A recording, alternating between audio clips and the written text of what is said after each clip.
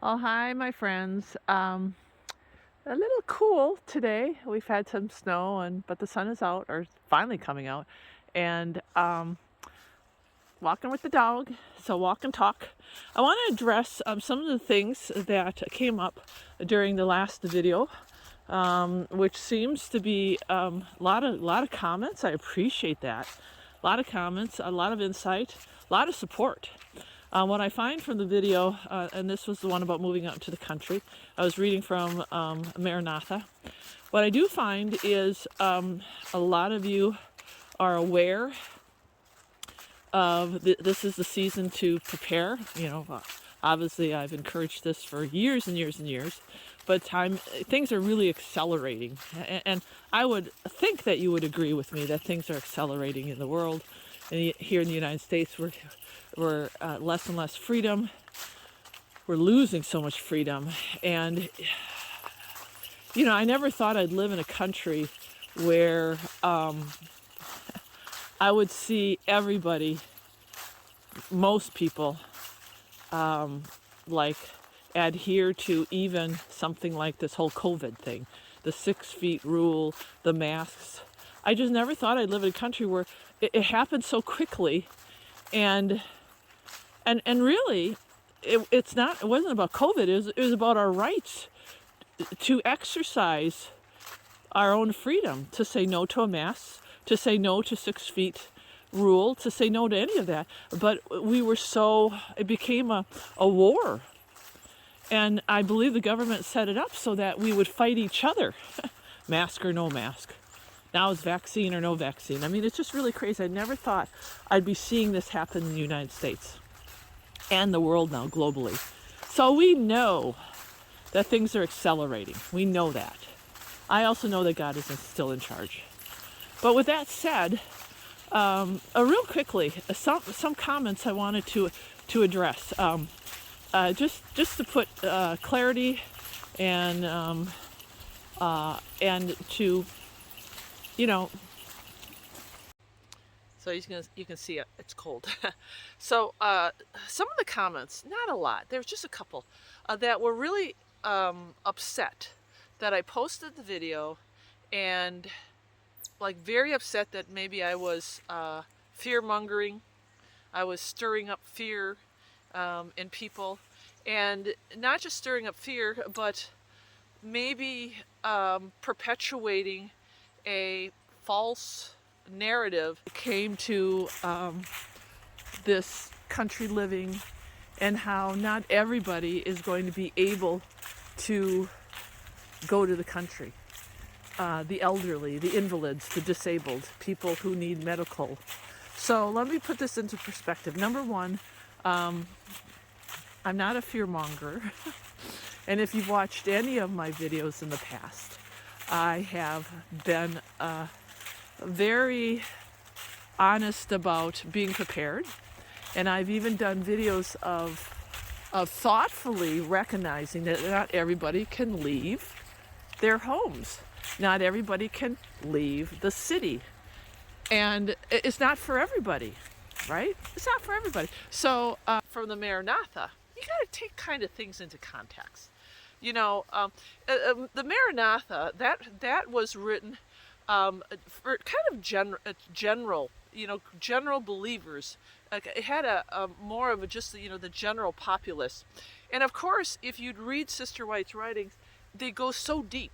They address how to deal with the elderly, how to deal with the medical situation if people are sick, what to do with the invalids, and so you're just getting a flavor of one of the writings which I presented in that last video. So let's put things into context. I have always supported preparation, sustainability, and I have done several videos on how to survive in the city if you can't leave. If you are elderly or disabled, how do you prepare for that? What does that look like?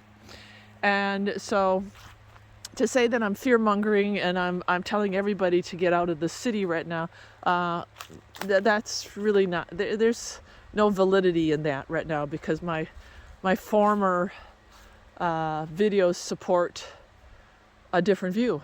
Okay, so but I apologize if I came off in that video as everybody needs to leave the country. Number two, as far as the people who are older and who need medical care, this is what I have to say to that issue. We as a society have really overlooked our elderly. Shame on us. You look at Japan and China and how part of their country, the culture I should say, is taking care of their elderly. And we don't do it. If we did do it, we wouldn't have nursing homes, right?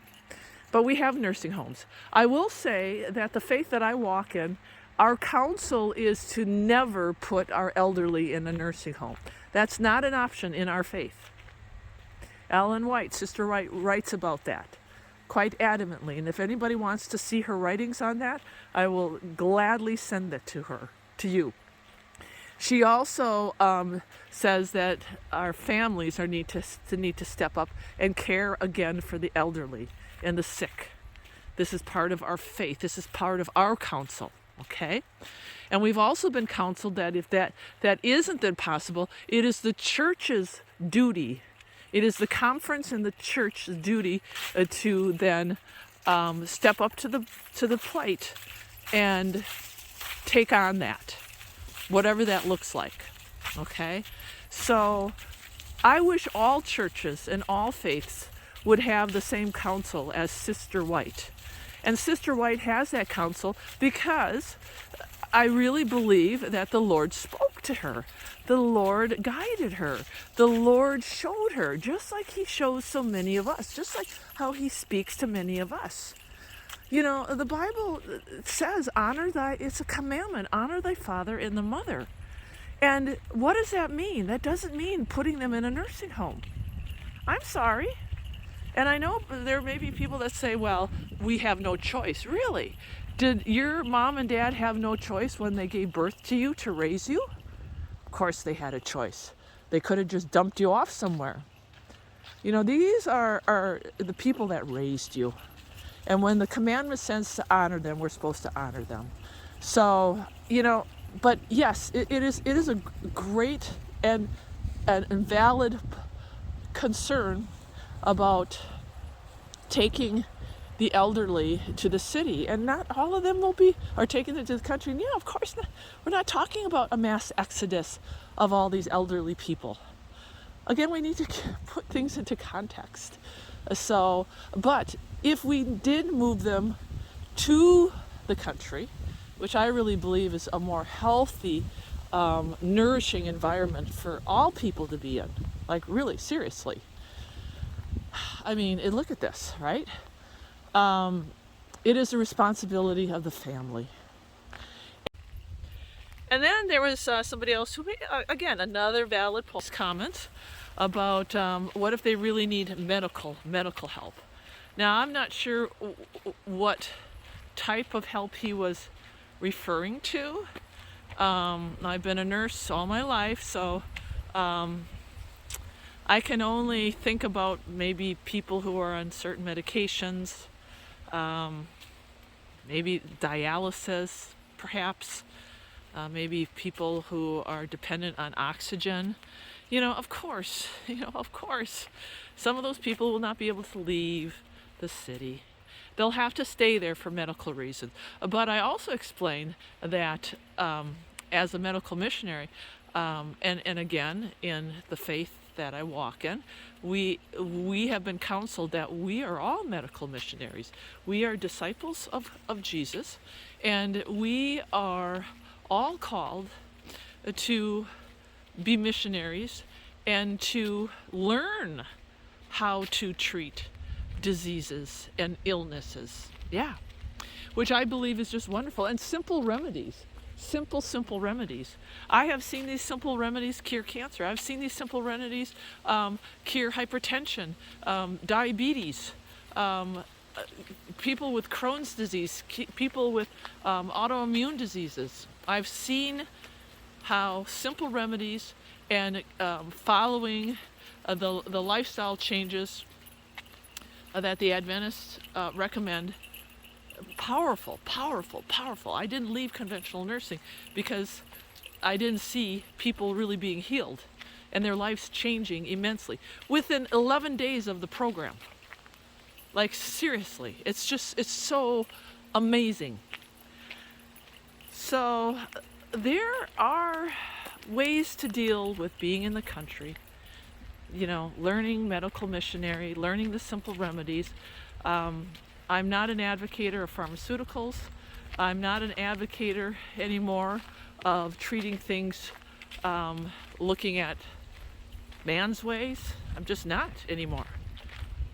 And there's a time and place for medicine, which is usually ER, trauma, broken bones, sprained bones, and even that can be taken care of. I've learned medicine out in the field. So, but we still need hospitals. Yeah. But we really are way too dependent. So anyway, those are some of the things that I wanted to address. Hopefully that'll help some of you who were came up with some of these questions. Most people, for the most part, really, I believe, appreciated the video. And I just got done talking to one of my friends, and she lives in the city, and she bought a house in the country, and we both agreed. She's like, do you agree that the time is accelerating? I'm like, yes. But I told her, I said, you know what, the smartest thing you can do is, stay in the city, work, make your money, get the use, live in a place that has electricity, but have that backup plan. I believe it was one of the comments came from Michelle, and she's a lifelong watcher, and she said, we have a place, kind of like a bungalow place, that me and my dad can come swoop me up and take me when it's time. I love that. So you know what? We do the best we can with what we have. That's what I advocate. But I'm still going to, on this channel, talk about the times that we're living in and how we need to prepare, and biblically, spiritually, prophetically, giving that guidance. And so, questions are good, and I appreciate that, but let's keep things into context. But I'm still going to keep preaching it. All right, God bless you, my friends, and I'm going to get this up as soon as I can. Any more questions, comments? Yeah, leave them. I just love the conversations. God bless.